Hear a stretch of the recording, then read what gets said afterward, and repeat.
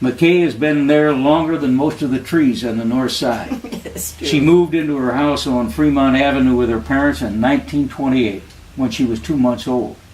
This past Mother's Day, she celebrated her 89th birthday and the 29th year of living alone in the family home. Over the years, I've learned how to do a lot of things. Painting storm windows, shoveling snow, trimming trees, tending gardens, hanging Christmas lights, and watering grass.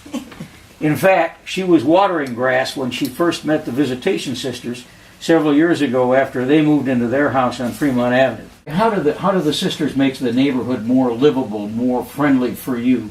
Because of their presence, they have drawn people from all ages, children, adults. They welcome everybody with open arms, and you want to be there. Or having them in our community is a form, made everybody feel like they've been adopted by them. They wanted to go there. It works both ways. What I get back in return from them every time I go over there, and I've met so many wonderful people as a result of it. Friends that I'll know for quite a while now. I've lost some beautiful friends too because of it. Aurora, Mary and Loso, people that you can't forget. I get such pleasure out of being with Sister Mary Margaret. Yeah. She is an inspiration. I know sometimes when we're paired together at the Salation Monday nights, we find out we have an awful lot in common. We got to talking about how we grew up and whatever. I can't begin to surpass her remarks because she's far superior.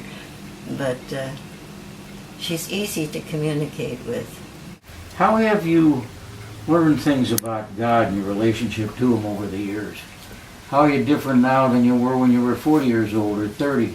I don't worry as much as I did before. When things get too heavy for me, I place it entirely in God's hands. I have faith that I'm doing what I can. Beyond that, I don't burden myself. I had 3 proposals and I turned them down. Do you ever regret that, turning them down? Well, I don't know. If I wasn't convinced then, I guess I just wasn't. What was the neighborhood like in those early days when you were just a kid from 8 or 9 years old? Well, I remember times just going way back, and they had a horse cart. Yeah. And they would come up and sit on the side step here, and they say, well, I'll sharpen your knives, Mrs. McKay, if you'll give me a sandwich. So Mom would make a sandwich, and she'd feed them, and they'd sit on the side step, and they'd go down. We used to have the milkmen going up and down the alley. The kids in the neighborhood seemed to gather in our backyard.